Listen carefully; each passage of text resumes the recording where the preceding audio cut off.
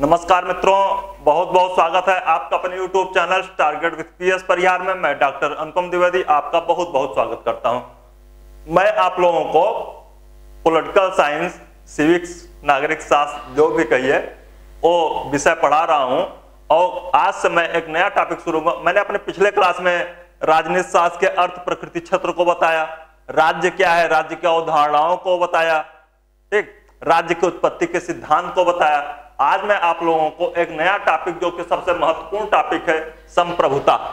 संप्रभुता क्या है इसको पढ़ाने का प्रयास करूंगा, इसको समझाने का प्रयास करूंगा, क्योंकि संप्रभुता की एक नई अवधारणा है जो पॉलिटिकल साइंस का नहीं है। वह संप्रभुता के विषय में हमेशा कंफ्यूज रहता है। यहां तक कि जो पॉलिटिकल साइंस पढ़ा हुआ भी है वह भी संप्रभुता को लेकर के हमेशा वह परेशान रहता है कि संप्रभुता क्या चीज है। ठीक है, तो संप्रभुता क्या चीज है इसके लिए हमेशा परेशान रहता है और इसी को हम समझा रहे हैं एकदम आसान शब्दों में कि संप्रभुता क्या है। ओके, आज मैं आपको जो मेरा टॉपिक है वह है संप्रभुता की अवधारणा। ठीक है, टाइटल है संप्रभुता की अवधारणा। संप्रभुता की परिभाषा देंगे, संप्रभुता की अवधारणा को बताएंगे, संप्रभुता आया कहां से। ओके,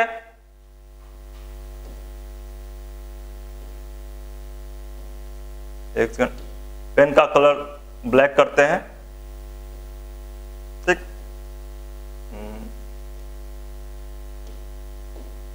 ठीक है, पेन की मोटाई थोड़ी सी कम,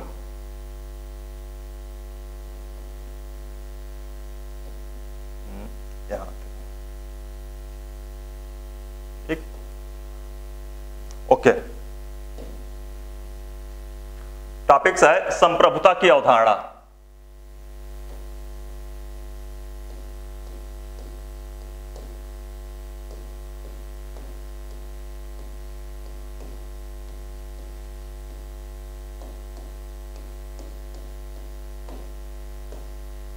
संप्रभुता की अवधारणा के विषय में अगर प्रश्न पूछा जाए संप्रभुता की अवधारणा आई कहां से, तब मैं इसको पढ़ाने के पहले मैं यह बताना चाह रहा हूं कि जब मैं आपको राज्य की परिभाषा बताया था, ठीक है, जब मैं आपको राज्य की परिभाषा बताया था तो इसमें बताया था कि राज्य के 4 तत्व पाए जाते हैं। राज्य में 4 तत्व पाए जाते हैं, जनसंख्या, भूभाग, सरकार और संप्रभुता। यानी कि परिभाषा में जो 4 तत्व उभर कर आ रहे हैं वो ये हैं जनसंख्या,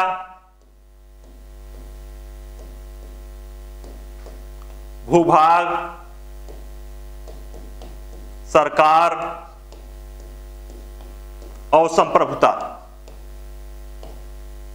जब यहां पे संप्रभुता की चर्चा कर दी गई है कि राज्य का जो मेन तत्व है वह संप्रभुता है और संप्रभुता को ही राज्य की आत्मा कहा जाता है। ठीक है, राज्य की आत्मा कहा जाता है संप्रभुता को। अगर राज्य की आत्मा कहा जा रहा है संप्रभुता को और राज्य की परिभाषा में संप्रभुता को मेन थीम बताया जा रहा है, मेन तत्व बताया जा रहा है, और जहां मैं आपको एक अवधारणा जिस दिन बताया था कि राज्य का विकास क्रम बताया था, वहां पर मैं व्यक्ति से लेकर के राज्य तक आया था और आपको प्रांत और राज्य में अंतर बताया था। जहां पे हम प्रांत कह रहे थे कि अगर ये 3 चीजें हैं, अगर जनसंख्या, भूभाग और सरकार है तो उसको हम प्रांत कहेंगे, और अगर जनसंख्या, भूभाग और सरकार में अगर संप्रभुता भी समावित हो जाए तब हम उसको राज्य कहेंगे। यानी कि अगर 4 तत्व हैं तो हम राज्य कहेंगे और 3 तत्व हैं तो प्रांत कहेंगे, और इन्हीं 3 तत्वों की वजह से ही हम लोग यूपी, एमपी, बिहार, अन्य जो हमारे हैं स्टेट हैं उनको हम स्टेट तो कहते हैं, एक्चुअली में वह प्रोविंस है, प्रांत है, राज्य नहीं है, क्योंकि भारत एक संप्रभु देश है, ना कि यूपी, एमपी, बिहार। ठीक, यानी कि जो हम स्टेट कहते हैं कि 28-29 राज्य हमारे देश में हैं, वे बेसिकली प्रांत हैं। वहां पे जनसंख्या भी पाई जा रही है, भूभाग भी पाया जा रहा है, सरकार भी पाई जा रही है, लेकिन संप्रभुता नहीं पाई जा रही है। संप्रभुता अगर पाई जाते तो वह राज्य हो जाते, और भारत एक संप्रभु देश है, इसलिए भारत को हम राजनीतिक शब्दावलियों में स्टेट कह सकते हैं, जो कि सॉवरेन स्टेट है। ठीक, अब अगर इतनी बैकग्राउंड आपको पता चल गया तो प्रश्न उठता है कि संप्रभुता की अवधारणा आई कहां से। संप्रभुता की अवधारणा आई कहां से, किसको हम कहते हैं कि वह संप्रभुता की आत्मा है। ठीक है, किसको हम कह रहे हैं कि संप्रभुता की आत्मा है। तो यहां पर अगर मैं शुरू कर दूं, ठीक है, कि संप्रभुता की अवधारणा आई कहां से, तब मैं देख रहा हूं कि संप्रभुता की अवधारणा जब से राज्य का अस्तित्व आया है, तब से संप्रभुता की अवधारणा प्राचीन काल से एक सॉवरेन पावर, एक सर्वोच्च सत्ता, एक संप्रभु सत्ता की बात की जा रही है राज्य में। यानी कि अगर अनौपचारिक रूप से देखा जाए, ठीक है, अनौपचारिक रूप से देखा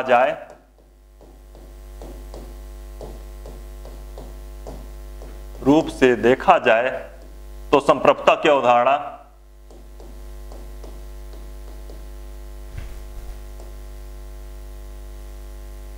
देखा जाए तो, और धीरे धीरे लिख दे रहे हैं जिससे कि आपको लेखनी समझ में आए, ठीक है। तो संप्रभुता की अवधारणा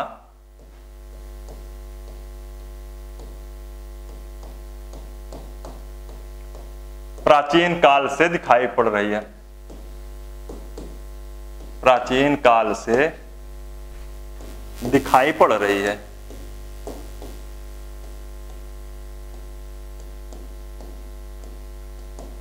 क्योंकि सर्वोच्च सत्ता की बात, सर्वोच्च सत्ता की बात हमेशा से दिखाई पड़ी रही, हमेशा से हो रही है, ठीक। अब अगर हम यहां पे कह दिया अनौपचारिक रूप से, ठीक है, अगर मैं कह दिया अनौपचारिक रूप से, तब अनौपचारिक रूप से देखा जाए तो प्राचीन काल से संप्रभुता की अवधारणा हमारे समकक्ष, हमारे बीच में दिखाई पड़ रही है। लेकिन अगर पूछा जाए औपचारिक रूप से संप्रभुता की अवधारणा कब आई है, तब आप कहेंगे कि 15वीं 16वीं शताब्दी में औपचारिक रूप से संप्रभुता की अवधारणा आई है। यानी कि अगर मैं कहूं कि औपचारिक रूप से, औपचारिक रूप से संप्रभुता की अवधारणा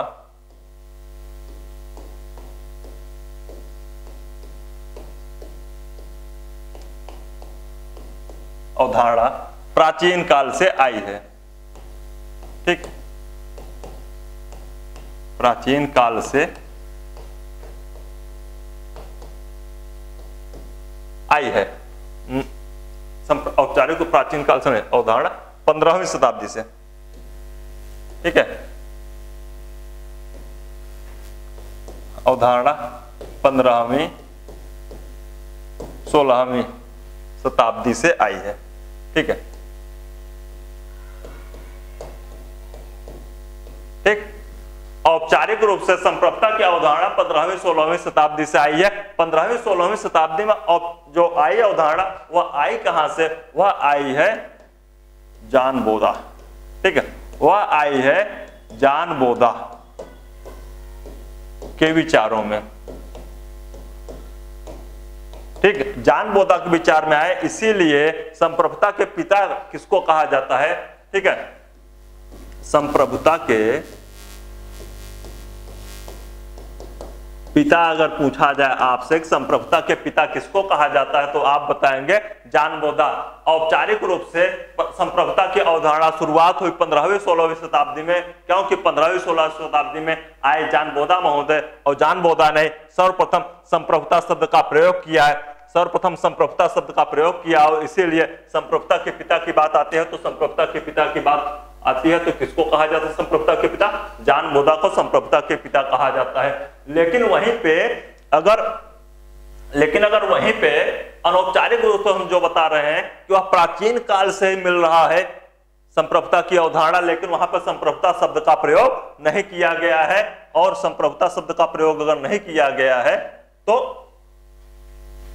बात यहां पे आ जा रही है, ठीक है, बात यहां पर आ जा रही है, ठीक, कि संप्रभुता के प्राचीन काल से जो अवधारणा है अरस्तु के द्वारा, ठीक है, अरस्तु के विचारों में, अरस्तु के विचार में प्राचीन काल से ही, प्राचीन काल से ही, ठीक है,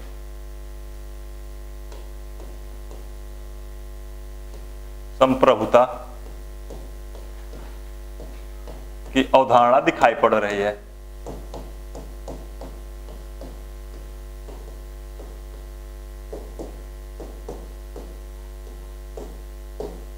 अरस्तु ने माना कि विधायिका जो है के पास ही संप्रभुता होती है, यानी कि जो विधायिका होती है, लॉ मेकिंग जो पावर जिसके पास होता है वही संप्रभु होता है। यानी कि संप्रभुता का अगर पूछा जाए तो वह कह रहा है, अरस्तु महोदय कह रहे हैं, संप्रभुता जो है वह विधायिका में निहित होती है, विधायिका में निहित होती है। अगर विधायिका में निहित हो रही संप्रभुता की अवधारणा अरस्तु कर रहे विधायिका में निहित हो रही है, यानी कि कानून बनाने की शक्ति, यानी कि कानून बनाने की शक्ति, और कानून बनाने की शक्ति अगर आ जा रही है तो हम कहेंगे कि अरस्तु महोदय कह रहे हैं कि कानून बनाने की शक्ति जिसके अंदर है, राज्य में जिसके अंदर कानून बनाने की शक्ति है वही संप्रभु है। ठीक है, ऐसे विचार इन्होंने पॉलिटिक्स में दिया।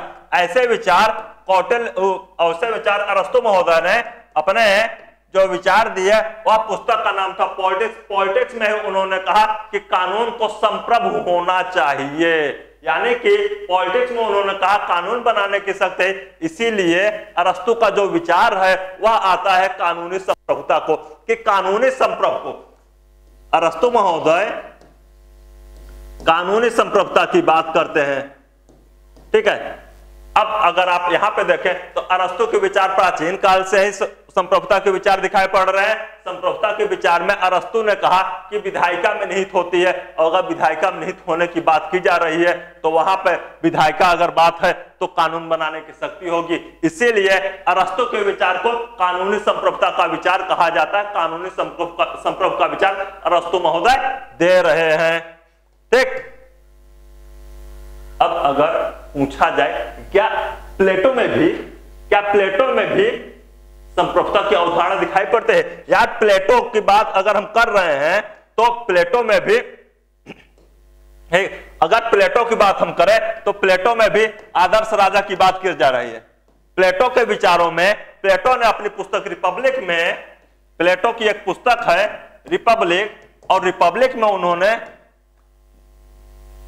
आदर्श राजा की बात की। ठीक है, आदर्श राजा की बात की, और आदर्श राजा को उन्होंने कहा दार्शनिक राजा। ठीक है, दार्शनिक राजा। अगर वह राजा हो, आदर्श राजा, दार्शनिक राजा की बात कर रहा है, फिलॉसफर किंग की बात कर रहा है, तो अप्रत्यक्ष रूप से वह संप्रभुता की बात कर रहा है। संप्रभुता की बात कर रहा है क्योंकि संप्रभु आदर्श राजा होता है। आदर्श राज्य में आदर्श न्याय, जो न्याय की प्रणाली अपना देता है, प्लेटो न्याय की अवधारणा को देता है और न्याय को सर्वोच्च आदर्श मानता है, उसी समय आदर्श राज्य की स्थापना करने की बात कर रहा है। और आदर्श राज्य वही होगा जिसमें न्याय की स्थापना हो चुकी होगी, और न्याय की स्थापना तभी होगी जब एक आदर्श राजा की स्थापना होगी। यानी कि प्लेटो महोदय ने भी अपने राज्य में आदर्श राजा की बात की है। ठीक है, दार्शनिक राजा की बात की है।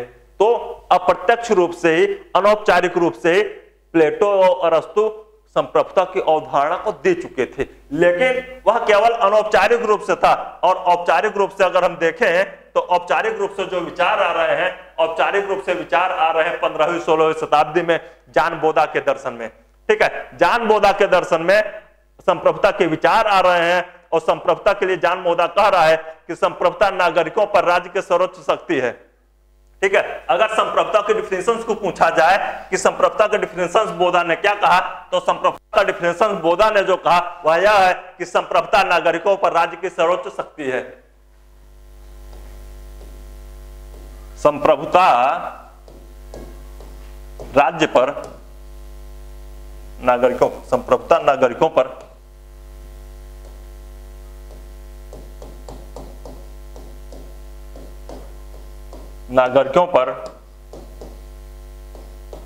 राज्य की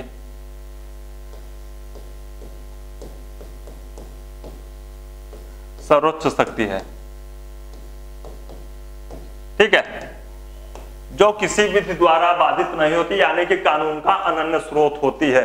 ठीक है, जो किसी विधि द्वारा सीमित नहीं होती।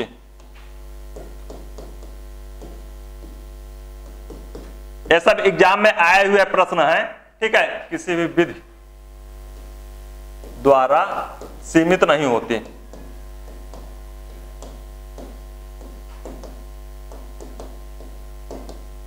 ठीक है, यह विचार है किसका? जॉन बोधा का। बोधा ने जो विचार दिया, बोधा ने यही विचार दिया कि संप्रभुता नागरिकों पर राज्य की सर्वोच्च शक्ति है जो किसी विधि द्वारा सीमित नहीं होती। यानी कि विधा तो विधि द्वारा सीमित हो रही है और सर्वोच्च शक्ति की बात की जा रही है। दो बातें अगर अंडरलाइन कर दे, हमको पूरे डिफिनीशन से याद नहीं करने, हमको केवल कीवर्ड्स देखना है। पूरे बड़े बड़े टॉपिक्स में, बड़े बड़े डिफिनीशंस में केवल कीवर्ड देखना है। अगर हम कीवर्ड को देख ले रहे हैं तो हमारा क्लियर हो जा रहा है बोधा की डिफिनीशन से कि संप्रभुता में क्या क्या लक्षण दिखाई पड़ रहे हैं। अगर हम यहाँ पे संप्रभुता के विचार को देखें तो संप्रभुता अगर सर्वोच्च शक्ति की बात कर रहा है और सीमित नहीं है, तो यानी कि बोधा महोदय संप्रभुता के आंतरिक तत्वों पर बल दे रहे हैं। यानी कि बोधा महोदय संप्रभुता के आंतरिक तत्वों पर बल दे रहे हैं।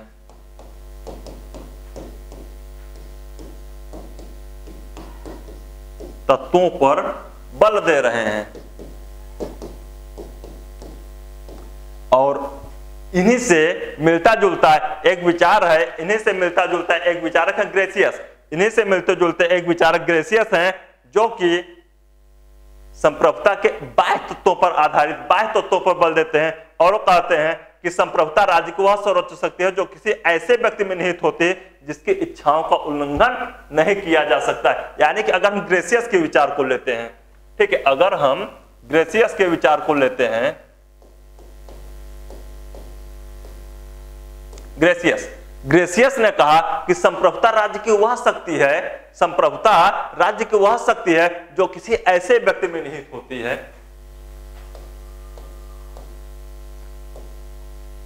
लेखनी बैठा के खूब अच्छे से लिख रहे हैं जिससे आप लोगों के लिए पठनीय हो। ठीक है, संप्रभुता राज्य की वह सर्वोच्च शक्ति है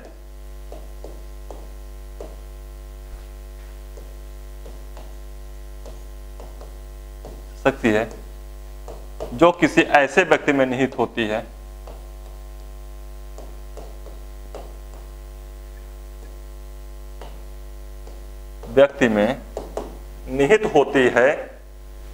जिसकी इच्छाओं का उल्लंघन नहीं किया जा सकता। व्यक्ति में निहित होती है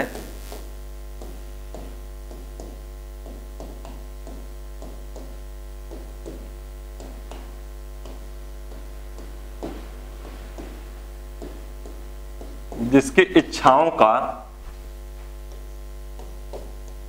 उल्लंघन नहीं किया जा सकता,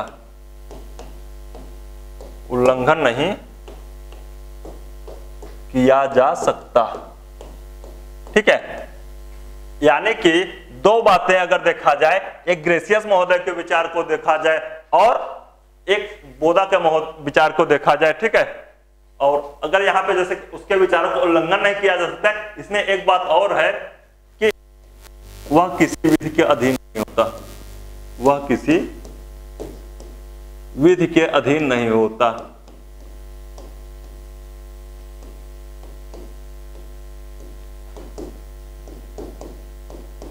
ठीक है, इतनी ये जो डिफिनेशंस है यह ग्रेसियस के विचार है। अब अगर देखिए संप्रभुता का उदाहरण मैं शुरू कर रहा था वहां से कि राज्य के 4 तत्व बताए गए हैं, जनसंख्या, भूभाग, सरकार और संप्रभु। संप्रभु राज्य की आत्मा कहा जाता है, तो क्या कारण है कि राज्य की आत्मा उसको कहते हैं, क्या कारण है? तब मैं आपको बताना चाह रहा हूं कि जो संप्रभु है वह राज्य का ऐसा तत्व है कि अगर हम संप्रभुता को निकाल दें, यानी कि राज्य से उस सर्वोच्च शक्ति को निकाल दे जो कि राज्य में विधियों का स्रोत है। ठीक है, जो राज्य में विधियों का स्रोत है, विधि का निर्माता है, विधि उसी के द्वारा बनाया जाता है। और विधि बनाया क्यों जाता है? विधि इसलिए बनाया जाता है कि राज्य को अच्छे से गवर्न किया जा सके। अगर राज्य को गवर्न करने की बात की जा रही है और विधि का अनन्य स्रोत बताया जा रहा है संप्रभुता को, तो स्वाभाविक है कि विधि का स्रोत जो संप्रभु है वही आत्मा है, क्योंकि जैसे ही संप्रभुता निकल जाएगी, जैसे ही संप्रभुता राज्य से निकल जाएगी तो विधि का स्रोत खत्म हो जाएगा। और अगर कहीं विधि का अभाव हो जाए, कहीं कानूनों का अभाव हो जाए, कोई लॉ मेकिंग अथॉरिटीज ना हो, अगर मेकिंग अथॉरिटीज नहीं है तो राज्य में अव्यवस्था फैल जाएगी और उसी अव्यवस्था को फैलने की डर की वजह से राज्य के सर्वोच्च मूलभूत तत्व की जगह संप्रभुता का प्रयोग किया गया और संप्रभुता को राज्य की आत्मा कहा गया। अगर संप्रभुता की आत्मा कहा गया तो हम जैसे लिखने के प्रयास में कि अगर जीआईसी के एग्जाम में संप्रभुता की अवधारणा, ठीक है, संप्रभुता की अवधारणा पे अगर विचार या प्रश्न आ जाए आपको 250 शब्दों में, तो आप वहीं से लिखना शुरू करेंगे कि राज्य से ही संप्रभुता की अवधारणा शुरू हो रही है और शुरुआत में उसको औपचारिक या अनौपचारिक रूप से आप विभेदन करेंगे और अनौपचारिक रूप से बताएंगे कि संप्रभुता की अवधारणा तो प्राचीन काल से चली आ रही है, लेकिन औपचारिक रूप से संप्रभुता की अवधारणा को अगर देखा जाए तो वह जॉन बोधा के दर्शन से शुरू होता है, क्योंकि जॉन बोधा महोदय ने ही राज्य की उत्पत्ति के संबंध में विचार दिए हैं, ठीक है, और उन्होंने संप्रभुता को मूलभूत तत्व माना। अगर प्रश्न आपसे पूछ लिया जाए कि संप्रभुता शब्द का प्रयोग सर्वप्रथम किसने किया है, तो आप कहेंगे कि जॉन बोधा ने संप्रभुता शब्द का प्रयोग सर्वप्रथम किया है। अगर जॉन बोधा के विचार को स्पेशली लिखने के लिए आ जाए तो मैं जॉन बोधा को पढ़ाऊंगा अगले क्लास में। अभी मैं केवल सभी विचारकों ने जो एकदम जैसे कि माइन्यूट ऑब्जर्वेशन करके संप्रभुता के विषय में क्या कहा है उनकी केवल बिंदुओं पर विचार कर रहा हूं। जो मेरी क्लास स्पेशली होगी और जॉन बोधा पे होगी तब उसमें केवल बोधा के विचार को ही पढ़ाया जाएगा, ठीक है। यहाँ पे देखिए, अगर मैं बोधा को कहूं तो बोधा जो है वह आंतरिक तत्वों पर बल देता है, ठीक है। वहीं पे जब ग्रेसियस के विचार आते हैं तो ग्रेसियस महोदय जो है वह राज्य की जो संप्रभुता है उसके बाह्य तत्वों पर बल देते हैं, ठीक है। आप नोट करके याद करेंगे, नोट करके याद करेंगे और लिखेंगे कि जॉन बोधा महोदय जहां जॉन बोधा संप्रभुता के आंतरिक तत्वों पर महत्व देते हैं, आंतरिक तत्वों पर महत्व देते हैं, वहीं ग्रेसियस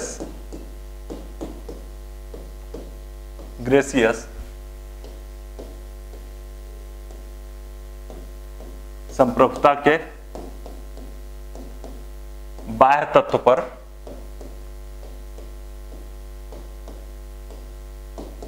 बल देते हैं, ठीक है। संप्रभुता के बाह्य तत्वों पर बल देते हैं, ठीक। ये भी आप नोट करके लिखें क्योंकि एग्जाम में प्रश्न आया हुआ है, पूछा गया है कि ग्रेसियस संप्रभुता को जो विचार देता है वह किस तत्व कहां पे ज्यादा फोकस कर रहा है, तो संप्रभुता में वह ग्रेसियस बाह्य तत्वों पर बल दे रहा है, जबकि जॉन बोधा आंतरिक तत्वों पर बल दे रहे हैं, ठीक है। इस प्रकार हम जॉन बोधा और ग्रेसियस के विचारों में अंतर को स्पष्ट किया, ठीक है। वहीं पे अगर पूछा जाए कि जॉन बोधा और ग्रेसियस के साथ साथ एक विचारक और थे हॉब्स, ठीक है। हॉब्स लाक रूसो को अभी मैंने आपको सामाजिक समझौता सिद्धांत के दौरान पढ़ाया कि हॉब्स ने संप्रभुता के विषय में क्या कहा, रूसो ने क्या कहा, लाक ने क्या कहा। तो अगर मैं उनके विचारों को फिर देखूं, ठीक है, कि संप्रभुता के संबंध में हॉब्स के विचार, ठीक है, संप्रभुता ने हॉब्स के क्या विचार दिए, तो हम देखते हैं कि हॉब्स महोदय ने कहा कि संप्रभुता अमर्यादित असीमित शक्तियों से युक्त है, कानून का अन्य स्रोत है, यानी कि निरंकुश संप्रभुता की बात कर रहे हैं, ठीक है।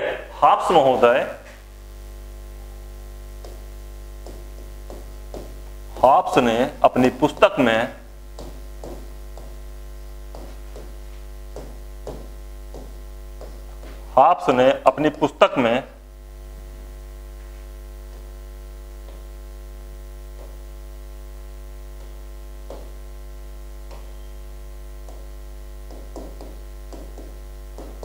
लेवियाथन में एक असीमित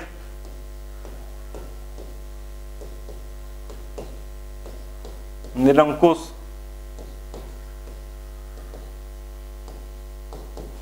व अमर्यादित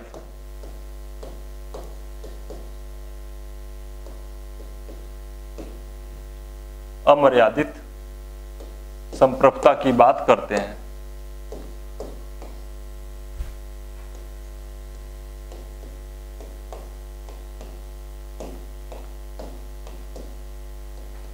ठीक है, एक हाब्स ने अपनी पुस्तक लेवियाथन में एक असीमित निरंकुश और अमर्यादित संप्रभुता की बात करते हैं। जब वे ऐसा बात करते हैं अमर्यादित संप्रभुता की, लेकिन वह इसी के साथ साथ वह यह भी कहते हैं, हाब्स महोदय ने यह भी कहा है, लेकिन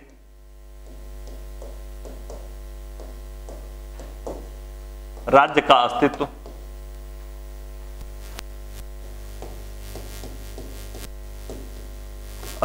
जीवन रक्षा के लिए लाया गया, अतः यही संप्रभुता की सीमा भी है। यही संप्रभुता की सीमा भी है। जब मैं आपको कल पिछली क्लास में राज्य की उत्पत्ति के सामाजिक समझौता सिद्धांत को पढ़ा रहा था, तो उसमें बता रहा था कि समझौता जो हुआ था, हाब्स मानता है जो समझौता हुआ था उसमें व्यक्ति अपने समस्त अधिकारों को इस निरंकुश संप्रभुता को सौंप देता था, लेकिन सेल्फ डिफेंस के अलावा, ठीक है, आत्मरक्षा के अधिकार को वह नहीं सौंपता था, और आत्मरक्षा के अधिकार को संप्रभु हनन भी नहीं कर सकता था। संप्रभु आत्मरक्षा के अधिकार को मिटा भी नहीं सकता था। यानी कि आत्मरक्षा के अधिकार के लिए ही राज्य का तो उदय हुआ, क्योंकि जब प्राकृतिक अवस्था में हाब्स महोदय जो विचार देते हैं कि प्राकृतिक अवस्था में लोगों के जीवन पर संकट था, हिंसक बर्बर और पाशविक समाज था, हिंसक बर्बर और पाशविक समाज से निकलने के लिए, जीवन रक्षा के लिए ही तो राज्य का निर्माण हुआ। ठीक है, और उसी राज्य का निर्माण जब किया गया तो वहां पे जीवन रक्षा को, सेल्फ डिफेंस को, आत्मरक्षा को ही न सौंप करके अन्य समस्त अधिकार उस निरंकुश सत्ता को सौंप दिया गया। तो अगर निरंकुश सत्ता को सब अधिकार सौंप दिए गए हैं, तब संप्रभुता की अवधारणा हाब्स के दर्शन में भी दिखाई पड़ रहे, हाब्स के विचार में भी दिखाई पड़ रही है। असीमित निरंकुश और अमर्यादित संप्रभुता की बात हाब्स के विचारों में दिखाई पड़ रहा है। ठीक है, लेकिन वहीं पे लॉक महोदय, जॉन लॉक जब अपने संप्रभुता के विचार देते हैं, जॉन लॉक के दर्शन में, जो कि उनको एक पुस्तक थी two treatise on civil government, जैसे हाब्स की पुस्तक का नाम लेवियाथन। जब भी आप पुस्तकों का नाम याद करना चाहें, तो जब जिस विचारों को ले उसके साथ उसकी पुस्तक का नाम का जरूर उल्लेख करें। ठीक है, तो आपको पुस्तक एक साथ याद करनी भी नहीं होगी और समस्त पुस्तकों को आप रट डालेंगे, याद हो जाएगा। ठीक है, अगर आप समस्त पुस्तकों को रटने का प्रयास करेंगे एक साथ एक पेज में तो मुश्किल होगी, और आप एक साथ याद नहीं करिए। आप जब भी विचारकों को पढ़ें तो उनको एक साथ ऐसे ही देख के पढ़ेंगे तो ज्यादा क्लियर हो जाएगा। ठीक है, कि जॉन लॉक ने क्या विचार दिया है। अगर जॉन लॉक की पुस्तक को देखेंगे यहां पे, कि जॉन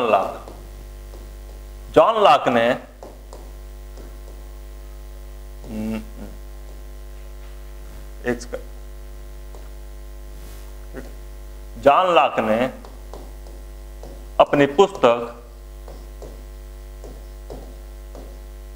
टू ट्रीटाइज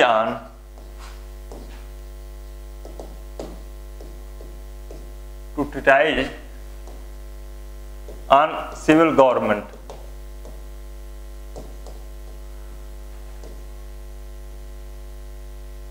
ठीक, two treatise on civil government जो पुस्तक थी जॉन लॉक की, इसमें उन्होंने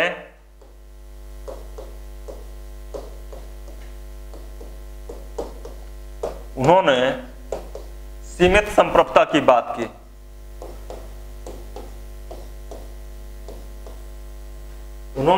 सीमित संप्रभुता की बात की। ठीक है, सीमित संप्रभुता की बात की है।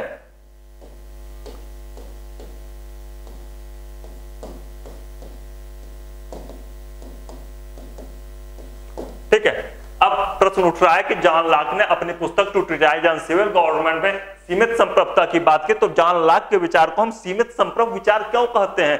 क्यों हम उसके विचारों को सीमित संप्रभुता के विचार कहते हैं? तो हम आपको बताना चाहेंगे कि जो सीमित संप्रभुता का विचार है वह इसलिए है क्योंकि जब जॉन लॉक अपने प्राकृतिक अवस्था की बात कर रहे थे तो बता रहे थे कि व्यक्ति को कुछ प्राकृतिक अधिकार दिए गए हैं, व्यक्ति को प्राकृतिक अधिकार दिए गए हैं और उन प्राकृतिक अधिकारों की रक्षा के लिए ही राज्य की उत्पत्ति की जा रही है। तो वहां पे कुछ लोग जो हैं वे मिल करके एक प्रतिनिधि सरकार की बात कर रहे हैं, एक प्रतिनिधि गवर्नमेंट की बात कर रहे हैं, अपने प्रतिनिधि अपने रिप्रेजेंटेटिव चुन रहे हैं, अपने रिप्रेजेंटेटिव जो चुन रहे हैं, जो प्रतिनिधि चुन रहे हैं, उनका केवल एक ही कार्य था कि व्यक्ति को जो प्रकृति प्रदत्त अधिकार है उनकी रक्षा करना। व्यक्ति के प्रकृति प्रदत्त अधिकारों की रक्षा करने के लिए ही राज्य की उत्पत्ति की बात कर रहे हैं। उनको समस्त अधिकार नहीं सौंपे दिए जा रहे हैं। और जो जॉन लॉक ने जो प्राकृतिक अधिकार हैं, ठीक है, प्राकृतिक अधिकार, इसमें 3 अधिकार आते हैं: जीवन, स्वतंत्रता और संपत्ति। जीवन, स्वतंत्रता व संपत्ति, ठीक है।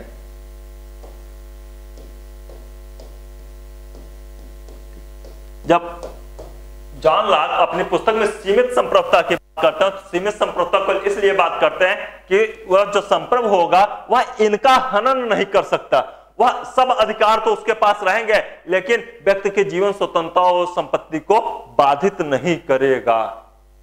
ठीक, अब आप अगर एक पेज यही देखें, केवल एक स्लाइड, मैं ये नहीं कर रहा पूरी स्लाइड को देखें, केवल आप एक स्लाइड को देखेंगे, इससे आपको 5 क्वेश्चंस मिल रहे हैं। इससे आपको एग्जाम में आए हुए 5 क्वेश्चंस मिल रहे हैं। और अगर मैं आपको संप्रभुता की अवधारणा में अन्य सभी विचारकों को मिला करके पढ़ा रहा हूं तो ये होता है कंपोजिट थॉट।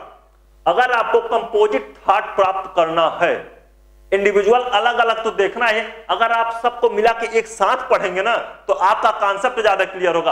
अभी मैं आपको सामाजिक समझौता सिद्धांत में हाफिज रूसो को पढ़ाया है, ठीक है। वहीं पे अब राज्य की अवधारणा, जहां पे राज्य के डिफिनेशन दिया, वहां से मैं संप्रभुता को लेके आ रहा हूं।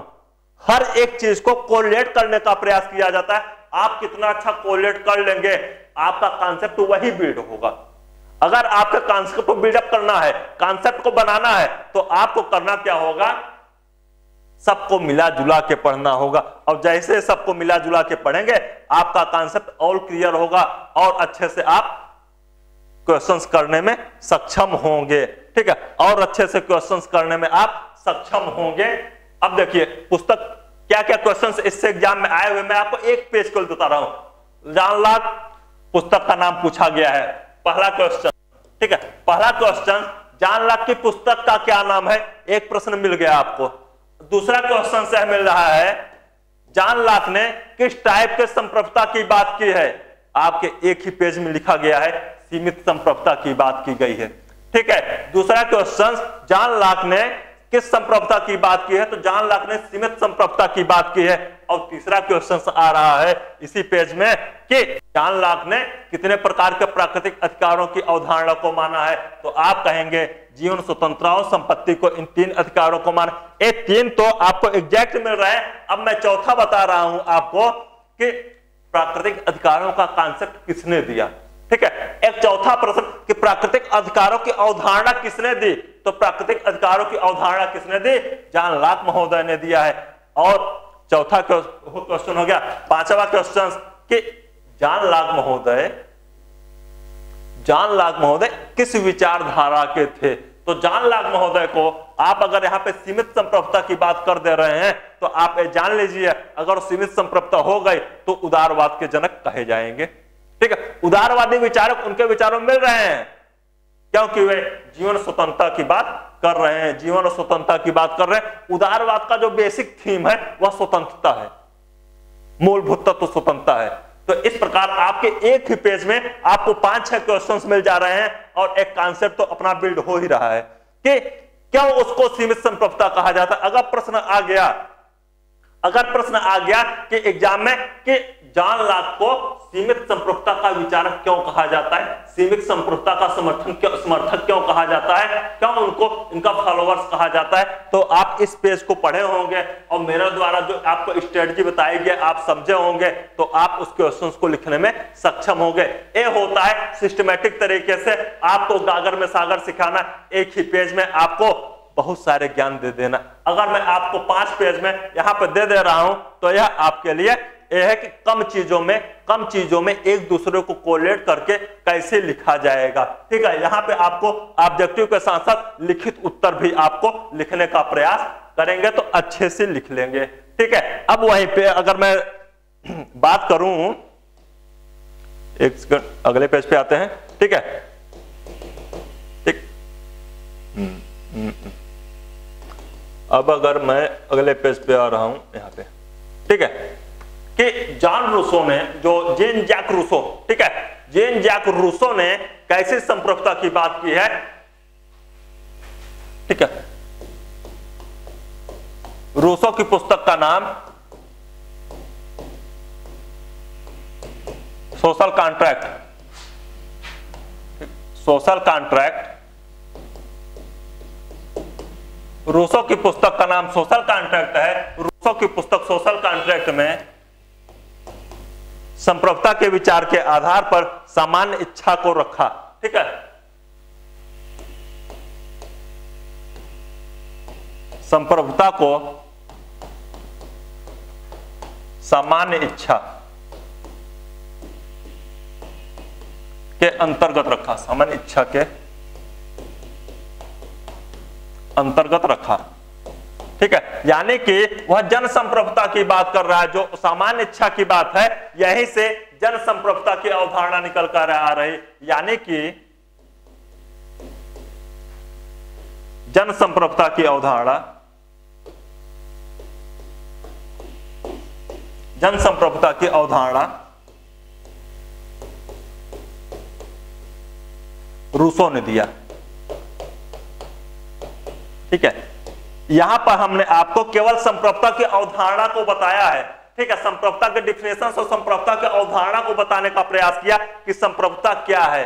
अगर हम संप्रभुता के पूरे परिभाषा को देखें, ठीक है, पूरे विचारधाराओं को देखें, संप्रभुता कहां कहां मिल रहा है, यह संप्रभुता की अवधारणा है। अगर हम इनके विचारों को देखें तो हम देखते हैं कि संप्रभुता में निम्न गुण समझ में आते हैं। अगर संप्रभुता की विशेषता की बात की जाए, ठीक है, अगर संप्रभुता के विशेषता की बात की जाए कि संप्रभुता में कौन कौन सी विशेषताएं पाई जाती हैं, संप्रभुता में कौन कौन से गुण पाए जाते हैं, तब मैं आपको बता दूंगा। संप्रभुता में कुछ गुण पाए जाते हैं, जैसे सर्वव्यापकता,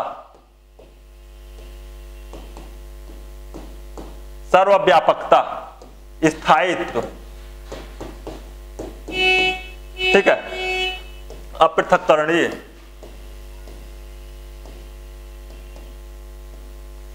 अस्थायित्व, सर्वव्यापकता, अपृथककरणीयता, पूर्णता, अनन्यता,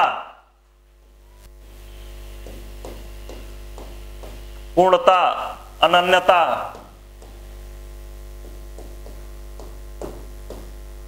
ठीक है, अविभाज्यता,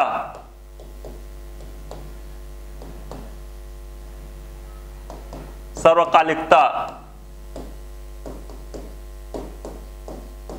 ठीक है, इतनी प्रकार की विशेषताएं पाई जाती हैं संप्रभुता में। और यह भी प्रश्न पूछा जाता है, जैसे इनमें ना सर 3 ऑप्शन सही रहेगा, एक ऑप्शन गलत रहेगा, पूछ लेगा कि कौन से संप्रभुता की विशेषताएं नहीं है। ठीक है, कौन से संप्रभुता की विशेषता नहीं है, या ऐसे कूट वाइज पूछ लेगा कि संप्रभुता की कौन कौन सी विशेषताएं पाई जाती हैं। तो जब आपको संप्रभुता की विशेषताओं के विषय में पता होगा तो आप उत्तर लिखने में सक्षम होंगे कि कौन से संप्रभुता की विशेषताएं हैं, कैसी संप्रभुता की विशेषताएं हैं। ठीक है, तो यहां पर हमने आपको जो बताया, अगर पहले स्लाइड से हम देखना शुरू करते हैं, ठीक है, कि संप्रभुता की अवधारणा, यह टॉपिक्स है मेरा। राज्य की परिभाषा से शुरू करते हैं, राज्य और प्रांत में अंतर बताते हुए संप्रभुता, जिसको राज्य की आत्मा कहा जाता है। अगले स्लाइड में उसको अनौपचारिक रूप से देखा जाए तो अनौपचारिक शुरुआत में उसकी शुरुआत कहां से मिल रही है इसको बताया। उसके बाद अगली स्लाइड में अनौपचारिकता की बात कहां पे आ रही है, तो प्लेटो और अरस्तु के विचारों को ले रहे हैं कि प्लेटो ने क्या विचार दिया अनौपचारिक संप्रभुता के विषय में, अरस्तु ने कहा अनौपचारिक विषय की संप्रभुता के विषय में विचार किया। इसके विचार देखते हुए फिर मैंने औपचारिक रूप से देखा, तो आपको मैं बताऊं औपचारिक रूप से 15वीं 16वीं शताब्दी में ही राज्य की संप्रभुता की बात आ रही है, जो कि जॉन बोधा ने कहा। और जॉन बोधा के प्रयोग करने की वजह से संप्रभुता शब्द का प्रयोग जो इन्होंने सर्वप्रथम किया, इसी वजह से इनको संप्रभुता का पिता कहा जाता है। अगर संप्रभुता का पिता इनको कहा जाता है तो यहां पर उनकी परिभाषा बताई गई और आंतरिक तत्वों पर बल दे रहे हैं, इसको बताया गया। फिर ग्रेसियस और जॉन बोधा के विचारों की तुलना की गई। ग्रेसियस और जॉन बोधा के विचारों की तुलना की गई है कि ग्रेसियस क्या विचार दे रहा है और बोधा क्या दे रहा है। फिर हाब्स के विचार, लॉक के विचार और रूसो के विचार को बताते हुए मैंने अंतिम में आपको संप्रभुता की विशेषता को बताया। ठीक है, तो यहां पे मैंने आपको कल संप्रभुता की अवधारणाओं पे फोकस किया है। अब मैं अपनी नेक्स्ट वीडियो में बताऊंगा कि संप्रभुता के कितने प्रकार हैं। संप्रभुता का एकलवादी दृष्टिकोण, संप्रभुता का बहुलवादी दृष्टिकोण, संप्रभुता का मर्यादित विचारधारा, संप्रभुता का अमर्यादित विचारधारा, वास्तविक संप्रभुता, नाम मात्र की संप्रभुता, राजनीतिक संप्रभुता, विधिक संप्रभुता, ऐसे तमाम प्रकारों की चर्चा राजनीतिक दर्शन में की गई है, राजनीतिक विचारधाराओं में की गई है। उनकी मैं नेक्स्ट चर्चा अपने अगले वीडियोज में करूंगा। आप लोगों को यह वीडियोज कैसा लगे आप लोग लाइक और कमेंट करके जरूर बताइएगा। इसके साथ ही साथ हमारी संस्था ने एक नया बैच स्टार्ट किया है आप लोगों को जीआईसी पीजीटी प्रवक्ता के लिए, तो आप लोग तत्काल उस क्लास में एडमिशन लें, क्योंकि आपको फ्री ऑफ कॉस्ट सारे वीडियोज नहीं मिलेंगे। और जिनको भी एडमिशन लेना हो तत्काल नीचे दिए गए डिस्क्रिप्शन में जो नंबर दिया गया है उस नंबर पर चाहे व्हाट्सएप मैसेज करेंगे या फोन कॉल करेंगे। आप लोग political science, PGT, TGT, GIC, यानी कि आप चाहे नागरिक शास्त्र के जीआईसी के हो, पीजीटी के हो, टीजीटी के हो, आप एडमिशन के लिए उस जो नीचे दिया गया नंबर है उस पर तत्काल मैसेज करेंगे। ठीक है, आपको सारी प्रक्रिया बताई जाएगी और आप एडमिशन करवा ले। ठीक है, तो आज वाला वीडियोस मेरा कैसा लगा आप लोग मुझे मैसेज करके जरूर इन्फॉर्म करिएगा। तब तक के लिए नमस्कार, धन्यवाद। मिलते हैं अगले वीडियोस में संप्रभुता के प्रकार के साथ। ठीक है, धन्यवाद।